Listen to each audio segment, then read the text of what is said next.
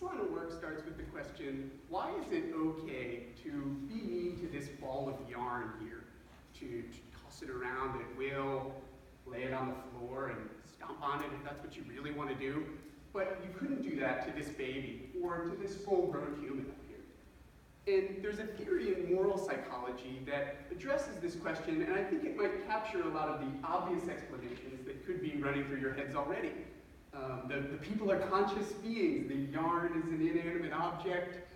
Well, the psychological theory relies on this term mind, and it states that the amount of mind we perceive in an entity is directly proportional to that entity's moral worth, how worthy it is of moral treatment. And, well, what is mind? Well, it's made up of these two things, both the capacity to feel and the capacity to do. And different things out there in the world sort of vary where they fall in this two-dimensional space. So flies, for example, maybe they can feel a little bit, but they can't really do very much. Whereas robots, on the other hand, they can do a fair amount, but we don't really think of them as feeling beings. Full-grown humans, they're up there in the top right, they have as much mind as anything else out there to the human perceiver. And one thing my research has done is asked, is the person's place on this plane fixed, or might it vary, shift around in predictable ways based on the situations in which we encounter other people? And so one way we've tested this hypothesis is by putting people into competition. Participants come into the lab, they have to play a competitive game for a limited pot of rewards.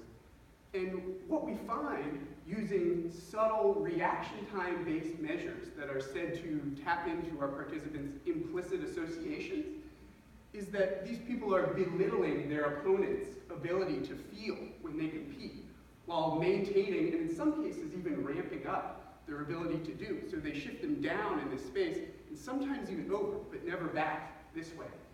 And so this kind of fits into a nice little narrative that says when we compete with other people, we don't want to engage with them emotionally, because we have to take from them, they have to take from us, but we do still want to think of them as doing beings so that we can strategize and predict sort of this interesting Machiavellian finding. And what I especially love, the sort of punchline of it all, is when we ask people, how are you thinking about your opponents? They tell us no differently. I was just having an interaction as I would any other time. But we do see this effect emerge very reliably using these sneaky, subtle reaction time-based measures. And that, we think, tells us something really interesting about what's sort of going on under the hood as we move about the world and interact with people across situations. And it's something that we're probably not always aware of. Thanks.